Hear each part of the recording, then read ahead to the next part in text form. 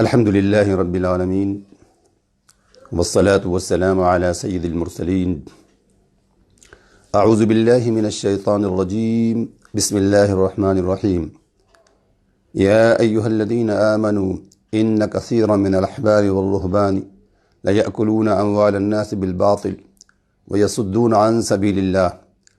والذين يكنزون الذهب والفضة ولا ينفقونها في سبيل الله فبشرهم بعذاب أليم يوم يحمى عليها في نار جهنم فتكوى بها جباههم وجنوبهم وظهورهم هذا ما كنزتم لأنفسكم فذوقوا ما كنتم تكنزون. صدق اللہ العظیم والحمد للہ رب العالمین. محترم ناظرین کرام، السلام علیکم ورحمۃ اللہ وبرکاتہ. ناظرین کرام، آج کی گفتگو اس آیت کریمہ سے متعلق انشاءاللہ العزیز کی جائے گی، اور اس میں جو سورہ توبہ کی آیت کریمہ ہے، اس میں اللہ تبارک و تعالی ارشاد فرماتا ہے: اے ایمان والو، ان کثیرا من الاحبار والرہبان، بہت سارے یہودی اور عیسائی علماء یا ان کے پیر یا ان کے بزرگ ایسے تھے جو لوگوں کے مالوں کو ناحق کھا لیا کرتے تھے. ان کثیرا من الاحبار والرہبان لا یاکلون اموال الناس، کہ لوگوں کے جو ہے وہ مال کو ناجائز طریقے سے کھا لیتے تھے اور اللہ کی راہ میں دینے سے روک دیا کرتے تھے. ویصدون عن سبیل اللہ. اس کے بعد پھر ان لوگوں کا ذکر کرنے کے بعد پھر اللہ تبارک و تعالیٰ فرماتا ہے: والذین یکنزون الذهب والفضة ولا ينفقونها فی سبیل اللہ. اور وہ لوگ جو سونے اور چاندی کو جمع کرتے ہیں اور اللہ کی راہ میں خرچ نہیں کرتے، جمع کر کے رہتے ہیں، جمع کر کے رکھتے ہیں، جمع کر کے مال کو اپنے سیو کرتے رہتے ہیں، لیکن اللہ کی راہ میں اس کا حق ادا نہیں کرتے یا خرچ نہیں کرتے، ان کے لیے اللہ تبارک و تعالیٰ ارشاد فرماتا: فبشرہم بعذاب علیم. اور ان کے لیے دردناک عذاب ہے. ان لوگوں کے لیے عذاب دے دی، بشارت دے دی دردناک عذاب کی. فبشرہم بعذاب علیم یوم یحمى علیہ فی نار جہنم. جس دن یعنی قیامت کے دن جب اس کو تپایا جائے گا، اس مال کو کنورٹ کر دیا جائے گا کس چیز میں؟ کچھ پتھر بنا دیے جائیں گے ایسے کہ جن کو آگ میں تپایا جائے گا. اس تپائے جانے کے بعد میں پھر کیا ہوگا؟ پھر ان کی پیشانیوں کو، ان کی کروٹوں کو اور ان کی پیٹھوں کو داغا جائے گا. یہ قرآن کے الفاظ ہیں: یوم یحمى علیہ فی نار جہنم فتکوی بہا جباہہم وجنوبہم وظہورہم. یعنی کہ اس کو جہنم کی آگ میں تپانے کے بعد ان کی پیشانیوں کو، ان کی کروٹوں کو اور ان کی پیٹھوں کو داغا جائے گا. اور پھر یہ کہا جائے گا: فَتُكْوَى بِهَا جِبَاهُهُمْ وَجُنُوبُهُمْ وَظُهُورُهُمْ هَذَا مَا كَنَزْتُمْ لِأَنفُسِكُمْ. یہ وہ مال ہے جس کو تم جمع کر کے دنیا میں رکھتے تھے، یہ وہی ہے جس سے آج تمہیں یہ چرکے لگائے جا رہے ہیں اور تمہیں جلایا جا رہا ہے. اور یہ مسئلہ صرف ایک دن کا نہیں، بلکہ یہ 50,000 سال تک سلسلہ جاری رہے گا، اور یہ برابر ان کو سزائیں ملتی رہیں گی. یعنی کہ ان کو اس طرح سے بار بار داغا جاتا رہے گا. اور پھر یہ کہا جائے گا کہ ہذا ما کنزتم لانفسکم، جس کو تم نے جمع کیا تھا یہ وہی مال ہے. فذوقوا ما کنتم تکنزون. تو تم اب مزہ چکھو اس بات کا کہ جو چیز تم دنیا میں جمع کیا کرتے تھے. ناظرین کرام، اللہ تبارک و تعالیٰ جل مجدہ کے محبوب صلی اللہ تعالیٰ علیہ وسلم نے یہ آیت کریمہ جب نازل ہوئی تو اس کو پڑھا تو صحابہ کرام رضوان اللہ علیہم اجمعین پر بڑا گراں گزرا، اور انہیں بڑا شاق اس پہ ہوا، اور بڑی انہیں شاید تکلیف محسوس ہوئی کہ اب ہم کیا کریں. یہ تو ہمارے پاس مال ہوتا، اس زمانے میں مال کی رکھنے کی صورتیں یہی تھیں. یعنی کہ یہ طریقہ کار جو آج ہمارے پاس مال ہوتا ہے، پیسے ہوتے ہیں، وہ بینک میں رکھتے ہیں، کرنسی نوٹ کی شکل میں ہوتا ہے. اس زمانے میں سونے اور چاندی کے حساب سے مال کو رکھا جایا کرتا تھا. تو ان کو بڑا اس بات کا جو ہے گراں گزرا. تو حضرت سیدنا عمر ابن خطاب رضی اللہ تعالیٰ عنہ کے پاس یا ان سے گفتگو کی لوگوں نے کی، تو آپ نے کہا اس مسئلے کا ہم حل کر دیتے ہیں. اور نبی اکرم صلی اللہ تعالیٰ علیہ وآلہ وسلم کی بارگاہ اقدس میں سیدنا فاروق اعظم رضی اللہ تعالیٰ عنہ حاضر ہوئے، اور انہوں نے کہا: یا رسول اللہ صلی اللہ علیہ وسلم، آپ کے صحابہ کرام پر یہ آیت بڑی گراں گزر رہی ہے، کیونکہ سب کے پاس کچھ نہ کچھ سونا اور چاندی کی شکل میں جو ہے وہ مال ہوتا ہی ہے. اور جب یہ بات کی گئی تو آپ صلی اللہ علیہ وسلم سے جب انہوں نے پوچھا تو آپ نے فرمایا کہ اس کے بارے میں یہ ہے کہ جو سونے اور چاندی کو جمع کر کے رکھتا ہے اور اس مال کی زکوٰۃ نہیں دیتا، یعنی اس کی زکوٰۃ جو اللہ نے فرض کی ہے اگر وہ زکوٰۃ دے دے تو وہ کنز نہیں ہے،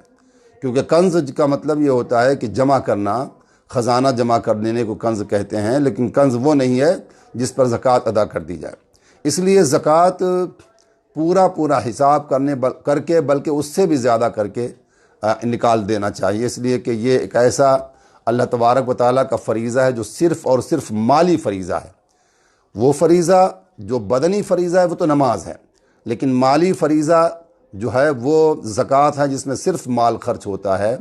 اس لیے مال کی فضیلت میں یہ بہت ساری حدیثوں میں بیان کیا گیا کہ اللہ تعالیٰ نے مال دیا ہے تو مال اللہ کی راہ میں خرچ کرو، اس کی بڑی فضیلت ہے اور اس سے بہت نیکیاں کمائی جا سکتی ہیں۔ جیسے کہ آپ اور ہم جانتے ہی ہیں کہ مال ہو آپ کے پاس تو آپ اس مال کے ذریعے سے حج کر سکتے ہیں، عمرہ کر سکتے ہیں، مسجدیں بنا سکتے ہیں، مدارس بنا سکتے ہیں، غریب اور محتاجوں کی مدد کر سکتے ہیں، یعنی مال کے ذریعے سے بھی جو ہے بہت سارے فائدے اور بہت ساری جو ہے نیکیاں کمائی جا سکتی ہیں، کمائی جاتی ہیں۔ لیکن مال کے شرور بھی بہت ہوتے ہیں، مال کے شر بھی بہت ہوتے ہیں۔ مال آ جانے کی وجہ سے آدمی بہت سارے شروں میں اور غلطیوں میں اور گناہوں میں مبتلا ہو جاتا ہے۔ تو میں عرض کر رہا تھا کہ بات یہ ہے کہ جو اللہ تبارک و تعالیٰ نے ہمیں مال کی شکل میں سونا اور چاندی جو دیا، یہاں جو بات کی گئی، اگر وہ ہمارے پاس ہے تو ہم اس مال کو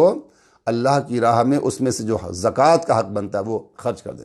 سیدہ حضرت ام سلمہ رضی اللہ تعالی عنہ بارگاہ رسالت میں آپ صلی اللہ علیہ وسلم میں تشریف لائیں، حاضر ہوئیں اور کوئی چیز شاید پہنے ہوئے تھیں۔ ایسے ہی سیدہ حضرت عائشہ صدیقہ رضی اللہ تعالی عنہ کے ہاتھوں میں چاندی کے چھلے تھے اور انہوں نے آقا کریم صلی اللہ علیہ وسلم نے کہا یہ کیا ہے؟ بی بی عائشہ سے کہا کیا ہے عائشہ؟ تو آپ نے فرمایا کہ یا رسول اللہ صلی اللہ علیہ وسلم میں نے اس کو آپ کی زینت کے لیے پہنا۔ تو آپ نے فرمایا کیا تم اس کی زکوٰۃ نکالتی ہو؟ اگر اس کی زکوٰۃ نہیں نکالو گی تو تمہارے لیے یہ آگ کا سبب بن جائیں گی۔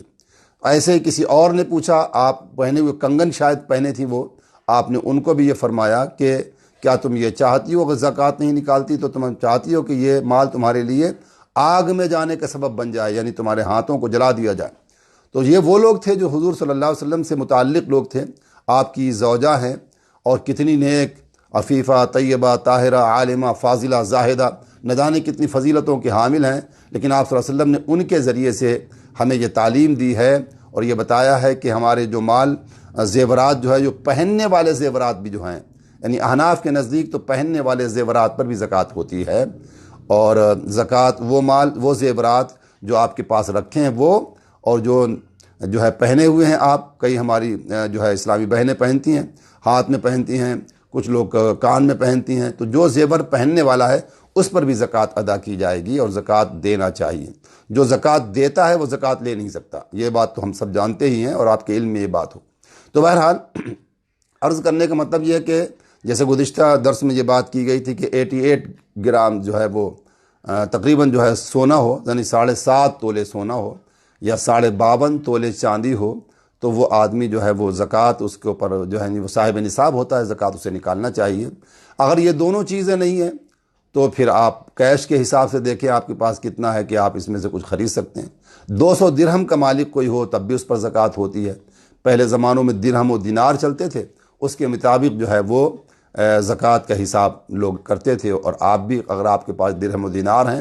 یا سونا اور چاندی کی شکل ہے یا نوٹ کرنسی کے جس ملک میں رہ رہے ہیں اس کے مطابق آپ کے پاس جو مال بھی ہے اس کے مطابق آپ اپنا حساب کر کے پورا ایک تاریخ متعینہ پر خاص تاریخ متعین کر لیں، اس کے مطابق وہ جو ہے آپ زکوٰۃ کا حساب کر کے وہ اس کو نکال دیں۔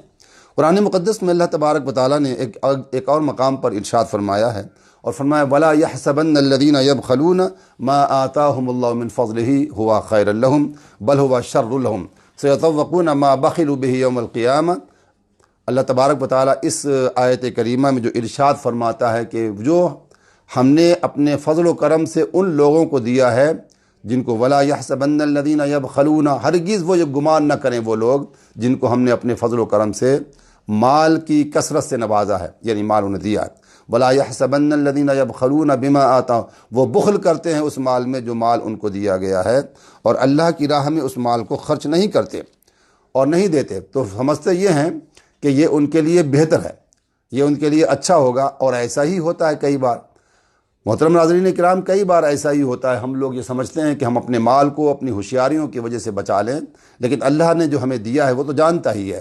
کہ اس نے جو ہمیں مال دیا ہے اس کے علم میں تو ہے کہ اس نے عطا فرمایا۔ ہم اگر کسی سے چھپا لیں تو وہ الگ بات ہے، لیکن اللہ کے علم میں ہے۔ فرمایا وَلَا يَحْسَبَنَّ الَّذِينَ يَبْخَلُونَ بِمَا آتَاهُمُ اللَّهُ مِنْ فَضْلِهِ هُوَ خَيْرًا لَهُمْ، وہ سمجھتے ہیں کہ وہ ان کے لیے اچھا ہوگا کہ مال کو اپنے نہیں خرچ کرتے اللہ کی راہ میں، اچھا ہوگا، نہیں اچھا ہے، بل ہوا شر لہم، بلکہ یہ ان کے لیے شرور کا ذریعہ بن جائیں گے، بلکہ یہ ان کے لیے برا ہوگا۔ سَيَطَوَّقُونَ مَا بَخِلُوا بِهِ يَوْمَ الْقِيَامَةِ، اور قیامت کے دن یہ عالم ہوگا ان کے لیے کہ اللہ تبارک و تعالیٰ جل مجدہ کی بارگاہ میں جب وہ حاضر ہوں گے تو اسی مال کو طوق بنا دیا جائے گا، طوق بنا کر کے ان کی گردنوں میں ڈال دیا جائے گا۔ سارا میدان محشر دیکھے گا کہ یہ وہ لوگ ہیں جنہوں نے اپنے مال کو زکوٰۃ نہیں ادا کی، اتنے بھاری بھاری جو ہے جسے ہم کڑے کہتے ہیں یا طوق کہتے ہیں، ان کے گردنوں میں ڈال دیے جائیں گے، جس کی وجہ سے ان کی گردنیں ٹوٹ جائیں گی، ان کی گردنوں جو ہے گردنیں اٹھا کر وہ نہیں چل پائیں گے، بلکہ ان کی گردنیں جھک جائیں گی، جو لوگ اپنے مالوں کی زکوٰۃ نہیں ادا کرتے۔ ذرا غور تو فرمائیے کتنی سخت وعید ہے، کتنی سخت سزا ہے۔ حضور پاک علیہ الصلوۃ والسلام نے یہ بھی فرمایا کہ زکوٰۃ اور نماز میں فرق نہیں کرنا چاہیے، اللہ کا وہ بھی فریضہ، یہ بھی فریضہ ہے۔ مال جب آتا ہے تو اس سے محبت کی بنیاد پر ہم اپنے مال کو خرچ کرنے سے گریز کرتے ہیں اور بچانے کی کوشش کرتے ہیں، لیکن ایک تھوڑی سی مقدار ہوتی ہے۔ اب اندازہ لگائیں کہ 40واں حصہ ہوتا ہے، 40واں حصہ بہت زیادہ تو نہیں ہے، بہت کم ہے، 2.5% پورے حساب سے اگر آپ دیکھیں گے تو بہت کم ہے، بہت زیادہ نہیں۔ پہلی امتوں پہ 10 حصے جو ہے حصے ان کے ہوتے تھے، یعنی ایک جو ہے 100 پر 10 ہوتے تھے، ہمیں پہ 100 پر جو ہے 2.5% بہت کم اس کی مقدار رکھی گئی۔ تو اتنی مال کو اپنے کم سے کم نکال کر کے اللہ کے ان بندوں کو دے دیا جائے جن کے لیے لازم ہے کہ ہم ان پر خرچ کریں۔ پہلے اپنے رشتہ داروں عزیزوں سے دیکھیں، اس پر بھی ہم بات انشاءاللہ عزیز کریں گے۔ اور ایک اور حدیث آپ کی خدمت میں عرض کرنا چاہوں گا، اس حدیث میں یہ بات کی گئی کہ اللہ تبارک و تعالیٰ قیامت کے دن جو تم مال کو جمع کر کے رکھتے ہو اور اس کو خرچ نہیں کرتے اور زکوٰۃ ادا نہیں کرتے، گنجے سانپ کی شکل میں اللہ تبارک و تعالیٰ اس کو تبدیل کر دے گا۔ کہا جاتا ہے، حدیث پاک میں فرمایا گیا کہ وہ سانپ جو ہے ڈھونڈتا پھرے گا، تیاری جو ہے اس آدمی کو پورے میدان محشر میں ڈھونڈتا پھرے گا، دوڑتا پھرے گا اور اسے پکڑ لے گا۔ حضرت عبداللہ بن مسعود رضی اللہ عنہ حدیث میں فرماتے ہیں، عبداللہ بن مسعود رضی اللہ تعالی عنہ عن النبی صلی اللہ تعالی علیہ وسلم قال ما من رجل لا يؤدي زکاة ماله الا جعل الله يوم القیامة في عنقه شجاعا ثم قرأ علينا مصداق من کتاب اللہ ولا يحسبن الذين يبخلون بما آتاهم الله من فضله۔ حضرت عبداللہ بن مسعود رضی اللہ عنہ فرماتے ہیں کہ جو آدمی اپنے مالوں کی زکوٰۃ نہیں ادا کرتا، قیامت کے دن وہ سانپ کی شکل میں، جو سانپ جو ہے گنج سانپ کی شکل میں اس کو تبدیل کر دیا جائے گا، جو تلاش کرتا پھرے گا، ڈھونڈتا پھرے گا اس آدمی کو جس نے اس کی زکوٰۃ نہیں دی ہوگی، حتیٰ کہ اسے پکڑ لے گا اور اس کی گردن میں آ کر وہ لپٹ جائے گا۔ اور اس کے بعد ایک حدیث میں یہ بھی فرمایا کہ اس کی جو چہرہ ہوتا ہے، بانچیں ہوتی ہیں، اس کو چیرے گا اور پھر 10 ڈنک مارے گا اور کہے گا میں تمہارا وہ مال ہوں جو تم نے، انا کنز کا، میں وہ تمہارا کنز ہوں جو تم نے دنیا میں جمع کر کے رکھا تھا، وہ مالو کا، اور وہ تمہارا وہ مال ہوں جو مال تم نے جو ہے دنیا میں جمع کیا تھا، اس کا حق ادا نہیں کیا تھا، اس وجہ سے جو ہے تمہیں آج اس کی اللہ تعالیٰ کی طرف سے سزا مل رہی ہے۔ اور وہ سانپ جو ہے اتنا بھیانک اور سخت ترین زہریلا ہوگا کہ ایک حدیث میں فرمایا گیا کہ اس کے جو ہے ایک گنجا ہو جائے گا، زیادہ زہر کی وجہ سے گنجا ہو جاتا ہے۔ اور ایک حدیث میں فرمایا اس کی 2 نقطے والی آنکھیں ہوں گی اور وہ تلاش کرتے ہوئے اس طرح سے۔ حضرت ابو ہریرہ رضی اللہ تعالیٰ عنہ حدیث کو بیان کرتے ہیں، اور حدیث یہ فرمایا عن ابی ہریرہ رضی اللہ تعالی عنہ عن النبی صلی اللہ تعالی علیہ وسلم قال من آتاہ اللہ مالا فلم یؤد زکاتہ مثل له ماله يوم القيامة ثم يأخذ بلحظمتيه على شدقيه ثم يقول أنا مالك أنا كنزك ثم تلا ولا يحسبن الذين يبخلون بما آتاهم الله۔ اس حدیث میں یہ بات کہ حضرت ابو ہریرہ رضی اللہ عنہ فرماتے ہیں کہ ایسے ہی وہ سانپ جو ہے ڈھونڈتا پھرے گا حتیٰ کہ اسے پکڑ لے گا اور کہے گا تم جانتے ہو میں تمہارا وہی مال ہوں اور وہی کنز ہوں جس کو جمع کر کے تم نے دنیا میں رکھا تھا اور اللہ کا حق ادا نہیں کیا تھا، آج جو ہے تمہیں خدا کی طرف سے یہ سزا ہے کہ مجھے مسلط کر دیا گیا ہے تم پہ، تمہارے گلوں میں گردنوں میں جو ہے وہ توق کی طرح پڑ جائے گا، اور پھر وہ ڈستا بھی رہے گا، اور پھر وہ بار بار یہ سزائیں اس کو ملتی رہیں گی۔ ناظرین کرام غور کریں، قرآن کریم کی ان دونوں آیتوں میں یہ بات کی گئی، پچھلی امتوں کا ذکر بھی کیا گیا جو اپنے مالوں کو جمع کر کے رکھتے تھے، ان کا ذکر کرنے کے بعد پھر مسلمانوں کو تعلیم دی گئی اور یہ ان کو تلقین کی گئی کہ تم ایسا نہ کرنا۔ پہلے لوگ کر کے چلے گئے، وہ رسوا ہوئے، ذلیل ہوئے، اللہ تبارک و تعالیٰ نے انہیں ذلت و رسوائی میں مبتلا کر دیا، لیکن تمہارے لیے تم ایک ایسے نبی کی امت میں ہو جن کی شان بڑی عظمت والی ہے، اور جن کے کیا کہنے، آپ اپنے نبی صلی اللہ علیہ وسلم کے حکم کو مانیں، اپنے پروردگار کے حکم کو مانیں، اور اس طرح سے اس مال کو جو اللہ نے اپنے فضل و کرم سے تمہیں دیا ہے ضرور اس کو ادا کرتے جائیں۔ قرآن کریم میں ایک جگہ پر اللہ یہ بھی فرماتا ہے الذین یبخلون، کہ وہ لوگ جو اپنے مالوں کو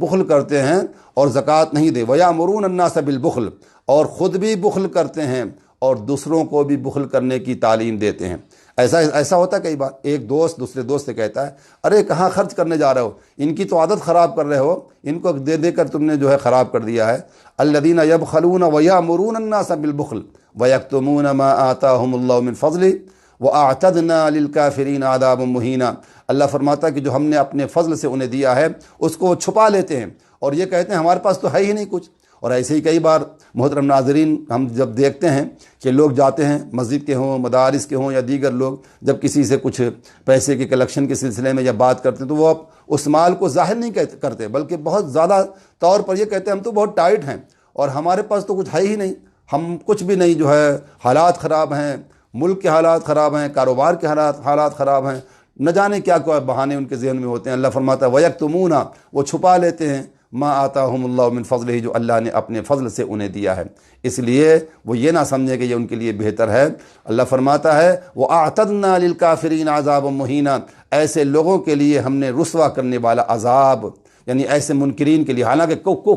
کافر کا لفظ استعمال کیا اللہ تعالیٰ نے قرآن کی آیت میں، وَأَعْتَدْنَا لِلْكَافِرِينَ، لیکن یہاں پر بات یہ کہ وہ لوگ جو نہیں مانتے اس بات کو، جو ہیں ایسے منکرین کے لیے رسوا کرنے والا عذاب تیار کر دیا ہے۔ اب غور کریں کہ قرآن کریم میں کتنے سخت ترین وعید اور سزا بیان کی گئی ہے ان لوگوں کے لیے جو کنجوس لوگ ہوتے ہیں، بخیل ہوتے ہیں اور اللہ کی راہ میں اپنے مالوں کو خرچ نہیں کرتے، اور خاص طور سے زکوٰۃ کی بات کی جا رہی ہے۔ زکوٰۃ میں تو بہت زیادہ دینا ہی چاہیے اور وہ پورا حساب کر کے، لیکن اس کے علاوہ بھی اللہ کی راہ میں خرچ کرتے رہیں، کیونکہ اللہ تبارک و تعالیٰ چاہتا یہی ہے کہ اس کے بندے اس مال کو خرچ کریں جو اللہ نے اپنے فضل و کرم سے انہیں دیا۔ قرآن کی اس آیت کریمہ میں جو میں نے سورۃ آل عمران کی پڑھی، اس میں بھی اللہ نے اپنی عطا کا ذکر کیا کہ اللہ نے اپنے فضل سے تمہیں دیا۔ قرآن کی یہ آیت کریمہ جو میں نے ابھی آپ کی خدمت میں سورۃ نساء کی پڑھی ہے، اس میں بھی جو ہے اب اللہ نے اپنے فضل کی بات کی۔ ایک جگہ پر اور فرمایا وَأَنفِقُوا مِمَّا رَزَقْنَاكُم مِّن قَبْلِ أَن يَأْتِيَ أَحَدَكُمُ الْمَوْتُ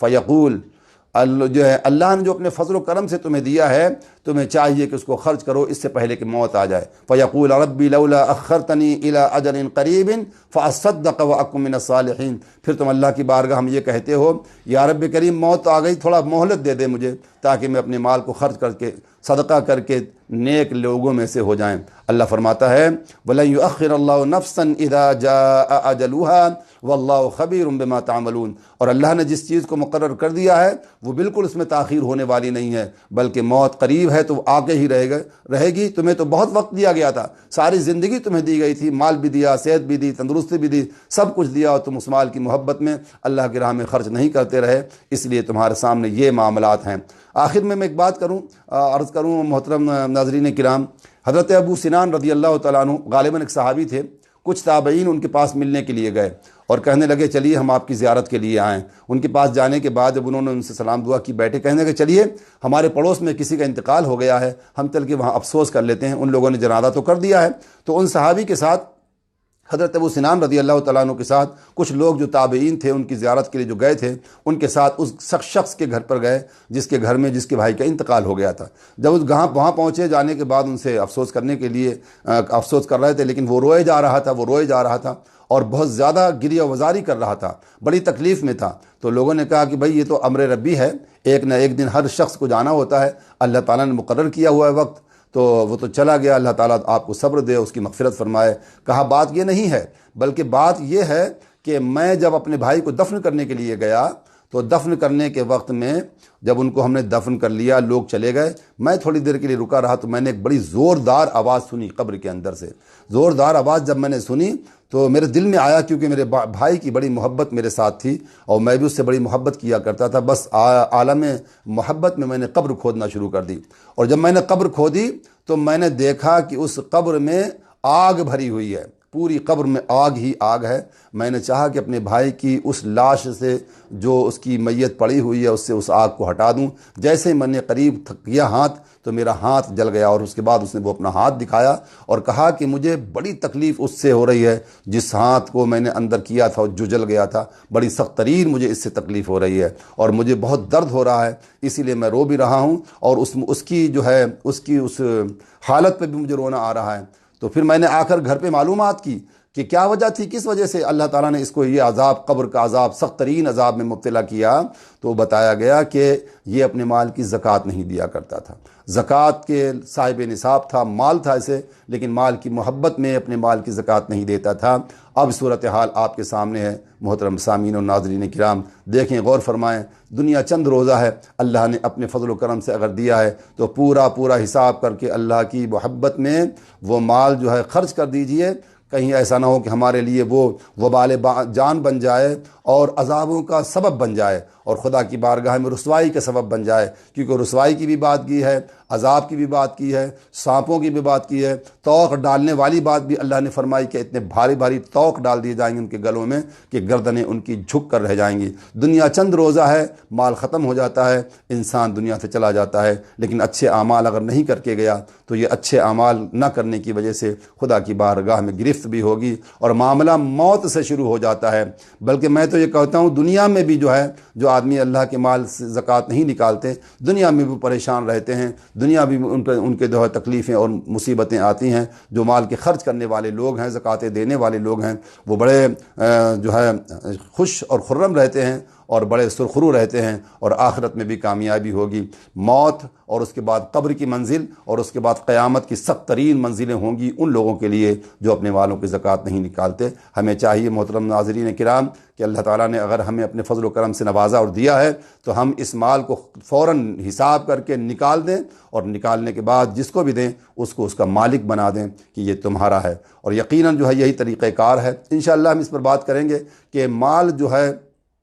وہ خرچ کرنے کی تو فضیلت ہے ہی ہے، لیکن کس کو دیا جائے، قرآن کریم میں اس کا ذکر کیا گیا ہے، لیکن تفصیل درکار ہے۔ انشاءاللہ میں اس کے اوپر پھر دوبارہ آپ کی خدمت میں آؤں گا، بات کروں گا۔ اللہ تبارک و تعالی ہم سب کو توفیق دے کہ ہم اپنے مالوں کی زکوٰۃ ادا کریں اور اپنے مالوں کو اللہ کی راہ میں خرچ کریں، اور اپنے غریب مسلمان بھائیوں کو، عزیزوں کو، رشتہ داروں کو اپنے مالوں میں نہ بھولیں، بلکہ اپنے مالوں کی زکوٰۃ سے ان کی مدد کریں۔ رمضان المبارک کا باعظمت مہینہ چل رہا ہے، اس عظمت والے مہینے میں ہمیں چاہیے کہ ہم جہاں روزے رکھتے ہیں، جہاں افطار کرتے ہیں، جہاں افطار کرواتے بھی ہیں، یہاں دیگر اور بہت سارے کام، یعنی کہ تہجد پڑھتے ہیں،